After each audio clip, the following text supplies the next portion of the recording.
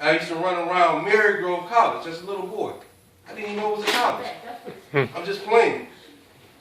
So fast forward in my life, now here I am with something that should be celebrated. Opportunity for my life became more of a panic for me at that moment. Because of the lack of development, the lack of structure that I needed to succeed. See, I was tired of gangbanging. I was tired of selling dope. I was tired of robbing, but I didn't know how to cross that street. How many of y'all know how to swim? So I relate to that experience. I want to learn how to swim, but I'm scared. I've been taught how to tread water, but I don't feel comfortable enough. I don't feel strong enough in my decision. So I drowned. In drowning, I tried to kill myself. I took some pills. As you see, I was unsuccessful. As soon as I got out, I went back to what I knew best, slanging and gangbanging. Which ultimately led me to prison for a crime I didn't do. And while in prison, I met my father for the first time. I said, while in prison, I met my father for the first time. The guy who had abandoned me. The guy who said, I'm going to do this and do that, and didn't do a goddamn thing. The guy who was nothing but a sperm donor up to that point in my life. Had transformed his life. Had redeemed his life. He gave me some lessons that I needed. But more importantly, he gave me a key to go and unlock this hurtful heart that I had. And some healing began. So you remember when I said I dealt with some surface stuff? Now I dig deep and began to rebuild myself. But in rebuilding myself, it was based upon this model that my father had given me. It wasn't no easy road, but it was a road that I had to walk. And walking that road, I became more confident in who I was. See, I didn't just wake up one morning and say, I'm a new person. I woke up with a new desire to be a new person. I had to put in work. You see, prison didn't rehabilitate me. My father did. If it was left up to prison, I'd still be gangbanging. I still wouldn't care about my community. So I had to change my thought process. In changing my thought process, I no longer saw the world through the eyes of a Zone 8 thug.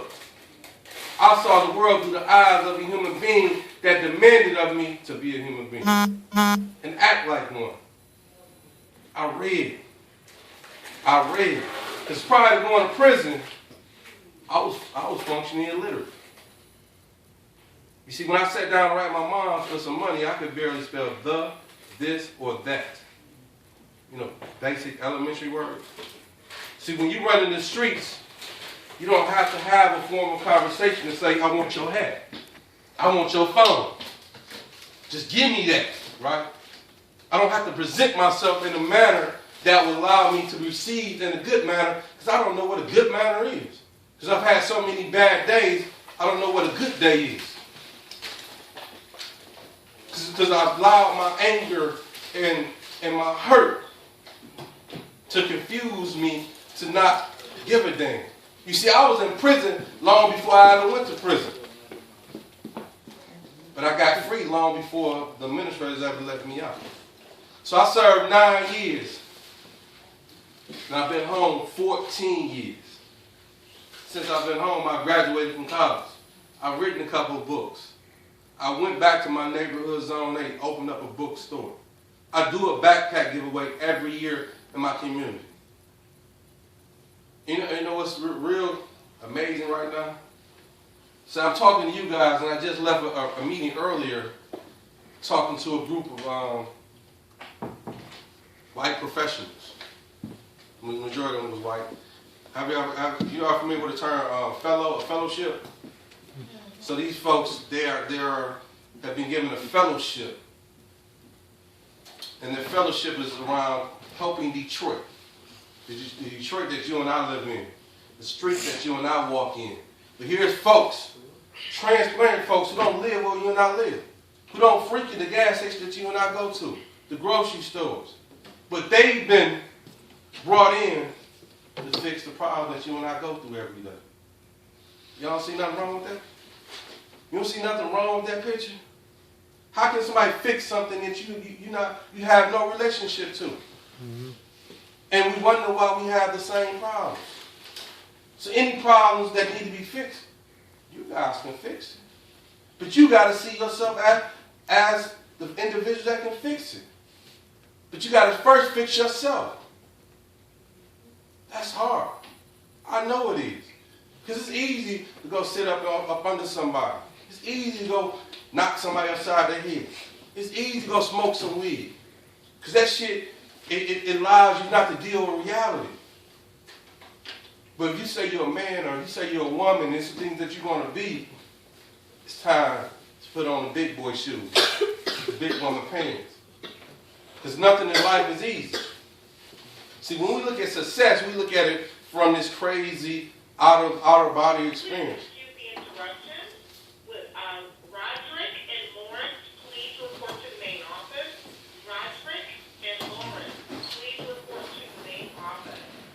No, before y'all leave, man, I want you to hear this, man. The fact that every one of you guys have been through something. I don't know what it is, but I know for a fact that you all have. That makes you successful. That you've overcome an alcoholic mother. You've overcome maybe being raped. You've overcome not having your father in your life. The fact that you got up this morning and came to school and some cold air shows your leadership ability, your leadership skills.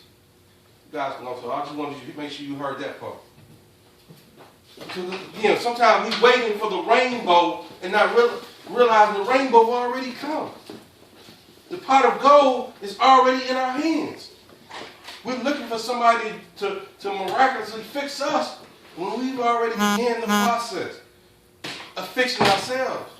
But to really fix yourself, you have to heal yourself. You got to let go to grow. Holding on to anger, holding on to pain. See, when you look at leadership, it's about leading yourself first and foremost. If you can't lead yourself, how are you going to lead somebody else? But to be a leader, you have to have a plan. Each and every one of us is a leader in some form or some fashion. It's the application. And the application is based upon knowledge. What knowledge do you have? If you selling dope and you cutting it up and you making deals and negotiations, that's leadership. That's running the business. It's just applied wrong. It's that simple. So you take it and you twist it over here. Why can't you be successful? The difference is, do you have the confidence in this world? I have the confidence.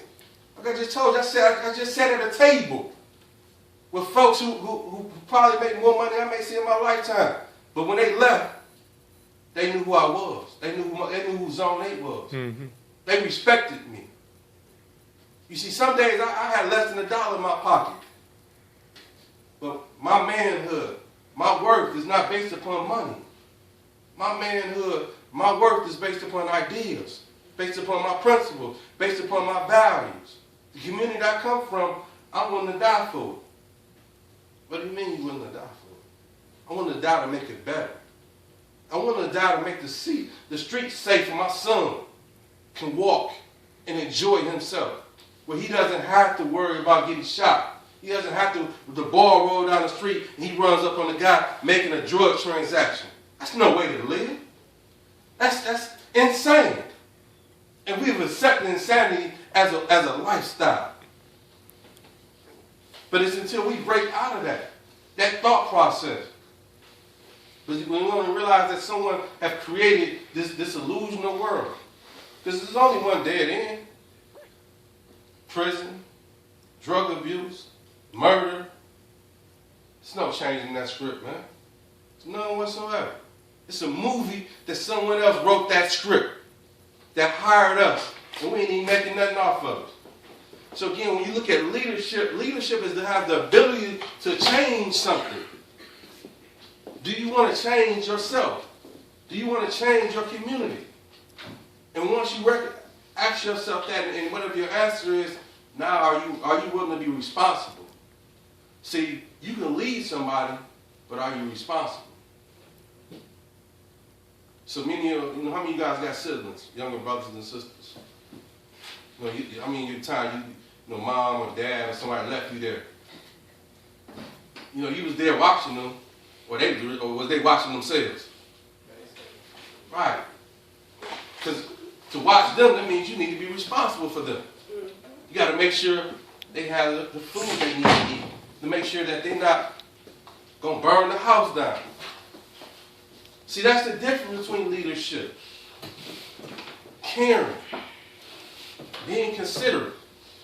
See, when you step in a leadership role, it's about making sacrifices. See, because when you're watching your younger sibling, are you willing to sacrifice being on Facebook? Are you willing to sacrifice some time being on Instagram? Are you willing to sacrifice, the world that we live in to give your brother or your sister half an hour of your time to make sure they understand? Yeah, I didn't say understand. I said understand the importance of why they shouldn't go in there and play with matches. Why they shouldn't run outside and want to go play because they might get hit by a car.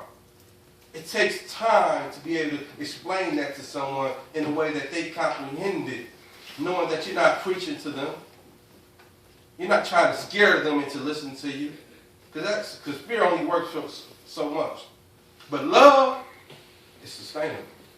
So if you love yourself enough, then you will step in the shoes of leadership, of leading your community. And I'll leave you guys on this.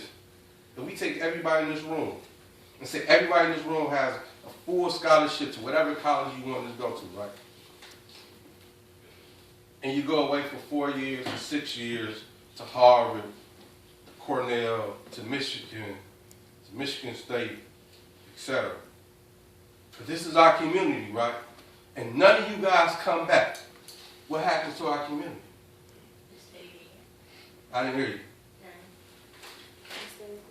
It stays, and what is that saying? What needs to be changed? These are things that you have to think about. And the point I'm trying to make is each and every one of you are a resource to our community. Mm-hmm. So each and every one of you leave our community, that means a resource has left our community. So if a resource has left our community is drying up. And people will turn on each other out of survival. And then you have folks that come in our community who run stores that don't care nothing about us, mm-hmm.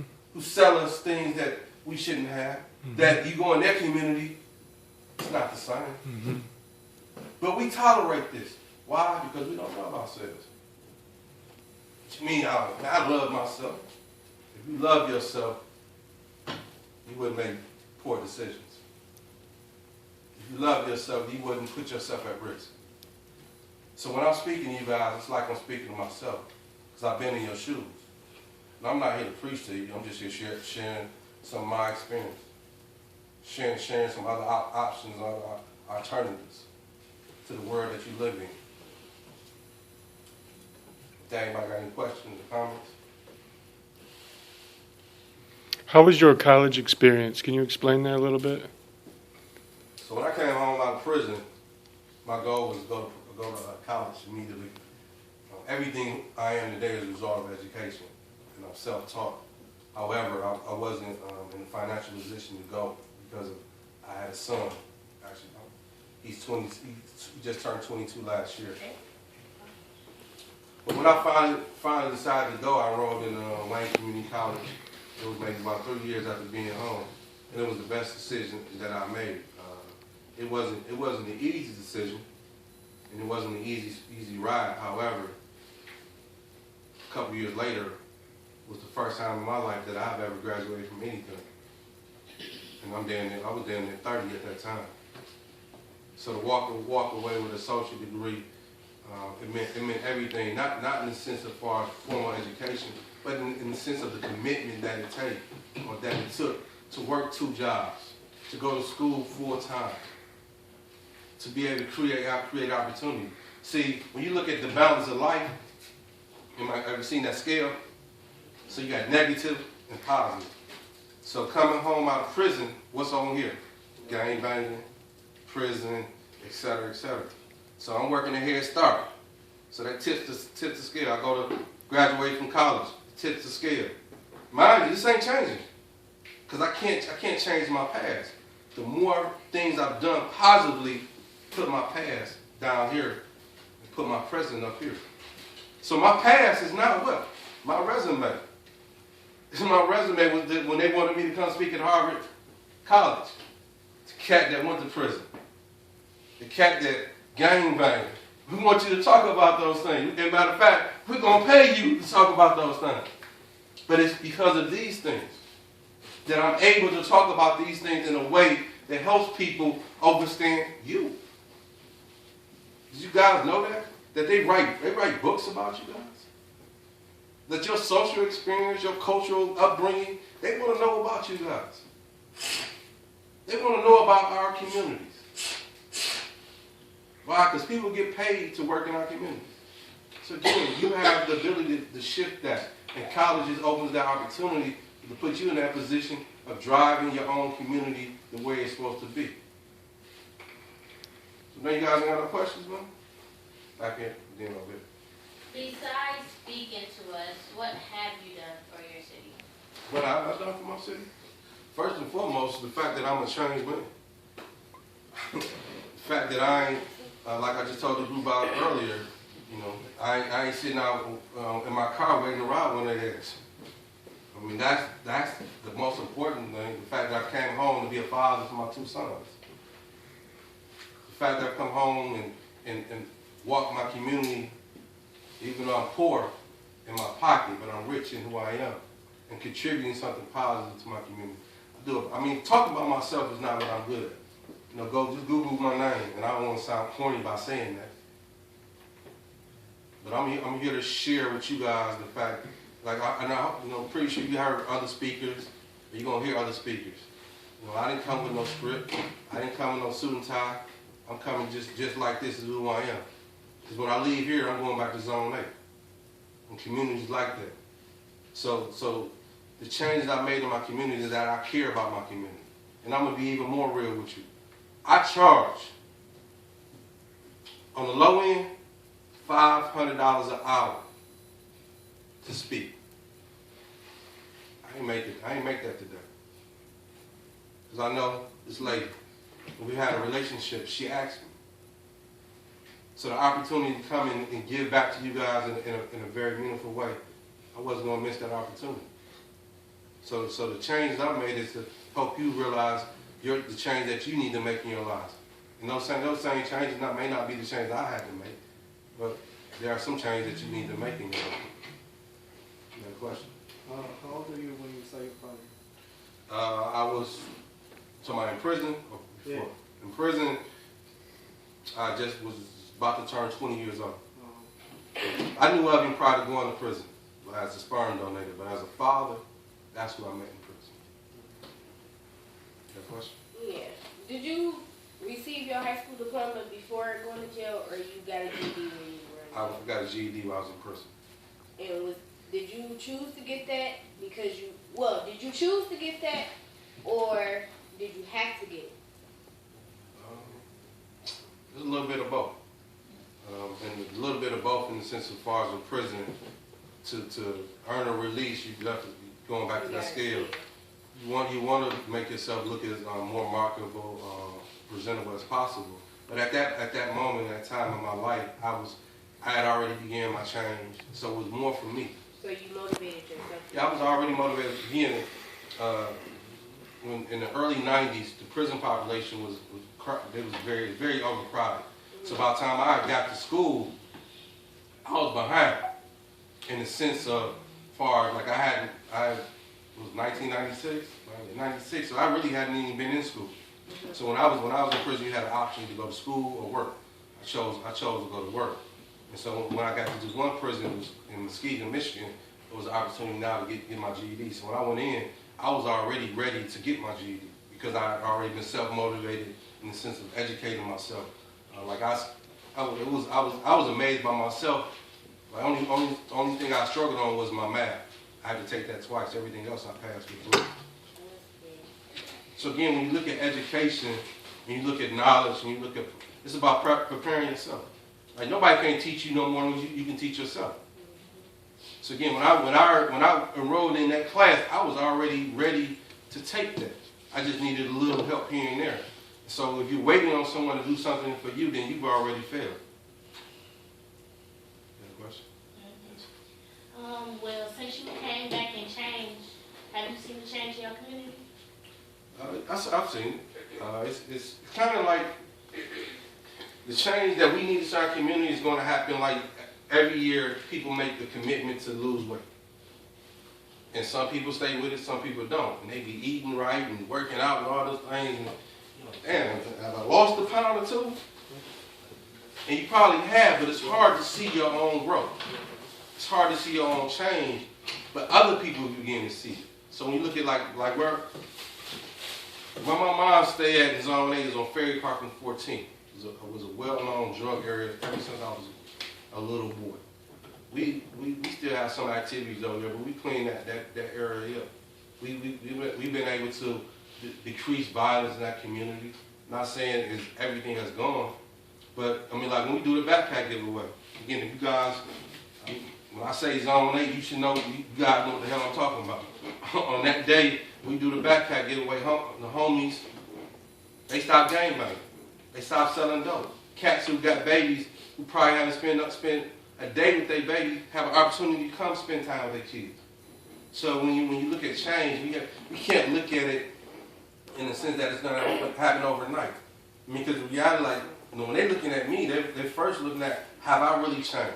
I mean, how many of you guys know somebody that's been in the penitentiary, came home, and said, I'm changed, I changed my name, or, you know, how many of you guys know that story? Give them a couple years, they back, you know, so everybody's looking at me like, what you gonna do? And 14 years later. Like, dude hasn't been back. You know, dude, you know, if you fuck with him, he'll fuck with you back. Cause I ain't, you know, cause I changed don't make me a punk at all. You know, don't get it confused. And it's fine, you know, like I said, when I said I die for my community, I die for the opportunity for my family to have peace, for the elders in my community to have peace. You know? Like one of somebody in my community who's been there all my life, the Crockers, on the store, somebody broke in their house and took their television. And the cat, I thought who took it, he had one of them, in front of his name was called Crazy. Everybody knows somebody called Crazy, right? So when I approached him, and I approached him with his crew, and we had a stand-up, because that wasn't tolerable. I wasn't allowing that to happen in my community. And kind of found out he didn't do it, but at that moment, that time, that's what men do. Boys sit down and men stand up and protect their community. And he understood, well, I wasn't there to punk him. I didn't come as a gangster. I didn't come as a thug. I came as a man. We're going to have a men conversation. We're going to talk about principles. We're going to talk about what's going to happen in our community. And it's a way that you do that. Because he's seen the work that I do in the community. He knew I just wasn't on no gun-ho type stuff. So I invested in this individual, even though he did what he did. Not that case per se, but other things. But you win people over by being real, by being genuine. Because in reality, a lot of those guys, I can't give them a job. However, I can give them hope. I can give them love. And that's what many of us are missing in our lives. Anybody else have any question? So you said you got a bookstore. Where do you? I said in about 5 years. Where do you plan to go with that? Are you gonna take that far? Are you gonna get into something else? Well, I don't have a bookstore anymore. The bookstore we was forced to close a couple of years ago. The owner was supposedly selling the building. In 5 years, what I have now is a house that was given to me. The goal is to rehab that house. Part of my plan is I've created my own mechanism to make my money. In the sense of I've got books, I've got DVDs. Again, like nobody gonna tell you. Like when I told you about $500, ain't nobody gonna tell you that. You know, we don't share real information. So my books cost me between $3 to $5 per book to be printed. So I order anywhere from 100 books to 500, depends on what my money is. And I sell my book for $15. So what's the math on that? What's the markup? What's the profit margin? So if I'm paying $3 and I'm selling it for $15, how much I'm making? $12. I'm making $12. So if I sell a couple thousand, that's a couple $1,000s more. Get up to $20,000, $30,000. The point I'm making is within that margin leaves me room to invest in my community. The backpacks I talk about, before I ask anybody to donate, I come out of my own pocket and go buy backpacks, which helps other people want to get involved. So part of my 5-year plan is to be in the best position. So when you graduate, your son, your brother, to be able to assist you, or you come into a problem, or even not even a problem in your community, to be able to invest in my community by investing in people. I mean, that is my goal within the 5 years. I'm still developing the mechanism of those things, but that's ultimately where I want to be in a better position than I am in right now. What's your books about? Well, my book's about my life. So I've written 3 books. The first book is The Windows to My Soul, which gives you full details. Like I gave you guys the real, which we call the elevator speech. Huh? Like a little rundown. I gave you the elevator speech, but it gives you the whole 9 yards of growing up in Detroit Zone and the things I went through. But one thing I made a point, I don't want to glorify the things I did. What I wanted to glorify was the ignorance that governed my life, governed the poor choices. But and that's a dangerous word. It get thrown around like everybody has choices, which I believe we do. But when you evaluate that, if you haven't been developed in the best way possible, how can you really make a healthy choice? When you've only been taught to look left.